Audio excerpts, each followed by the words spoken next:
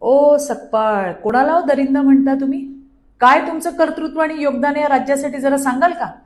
राज्यातील लोकप्रिय आणि यशस्वी मुख्यमंत्री देवाभाऊंवर बोलायची आपली लायकी आहे का? जरा तपासून तर बघा. जातीवादीचं राजकारण तुमच्या दिल्लीच्या आकाच्या वंश परंपरेतून सुरू झालंय. औरंग्यांच्या औलादींना मांडीवर बसवायचं आणि हिंदूंना डावलायचं. त्यामुळे खरे दरिंदे कोण हे अख्खा देश जाणतोय. आणि म्हणूनच जातीपातीच्या पलीकडे जाऊन गाव, शहर आणि जनतेचा विकास करणाऱ्या, बहिणींचा सन्मान करणाऱ्या देवाभाऊंना जनतेने एकदा दोनदा नाही तीनदा निवडून दिले. तुमच्या काळात बासनात गुंडाळून ठेवलेले सगळे प्रोजेक्ट देवेंद्र फडणवीस यांनी प्रत्यक्षात उतरवले. आणि त्यावेळी त्यांची जात काढणारे तुम्ही आणि तुमचे मित्रपक्ष आज जातीपातीवर बोलताय.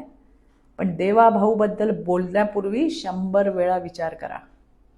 याही निवडणुकीत राज्यातील लाडक्या बहिणी तुम्हाला आरसा दाखवणार आहेत. तेव्हा तुम्हाला कळेल खरा दरिंदा कोण आहे. पुन्हा आमच्या देवाभाऊ बद्दल बोलताना 100दा विचार करा सकपाळ. धन्यवाद. जय हिंद, जय महाराष्ट्र.